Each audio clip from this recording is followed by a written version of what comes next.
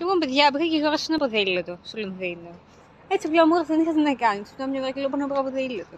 Προχτές έγινε αυτό, δεν είχε μέρες. Και τώρα σκέφτομαι, για ποιο λόγο πήρα τελικά το ποδήλατο. Για να μην χρησιμοποιώ τα μέσα στο Λονδίνο. Είναι δηλαδή εφικτό να πηγαίνω στη δουλειά με το ποδήλατο. Και νόμιζα σκέφτομαι και λέω ή το ποδήλατο ή απόλυση. Και λέγω, παιδιά, δεν φτάνεις ούτε αύριο. Ούτε αύριο σου λέω.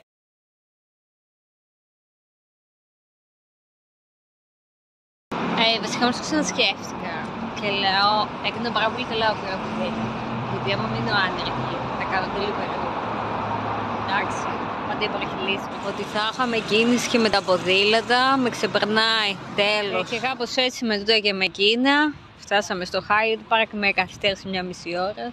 10 λεπτά δρόμους δηλαδή ήταν με τα πόδια, τέλος πάντων. Ωραία εμπειρία, παιδιά, πολύ ωραία, την προτείνω, αν δεν βιάζεστε.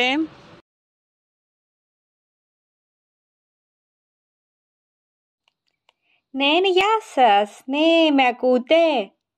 Με ακούτε καθαρά? Εγώ δεν σας ακούω. Α, τώρα πιάνει σήμα, πιάνει. Ναι, εδώ στα τουρκοβούνια δεν ακούγεται καλά. Είμαι η κοπέλα που ήρθε τις προάλλες και πήρα το ποδήλατο. Ναι, το λευκό, θυμάστε? Ναι, η Ξανθιά η κοντή είμαι, ναι, σωστά, καλά θυμάστε. Για να σας ρωτήσω, θέλω βασικά να επιστρέψω το ποδήλατο, γίνεται? Δεν γίνεται. Γιατί δεν γίνεται? Όπως το αγόρασα έτσι το φέρω και πίσω. Και δεν γίνεται και θα χρεωθώ κι άλλα 100, 300 στο σύνολο, μάλιστα. Και ζημιωμένη και μπουκάλα. Να είστε καλά, σας ευχαριστώ. Καλή συνέχεια να έχετε και στο Λονδίνο.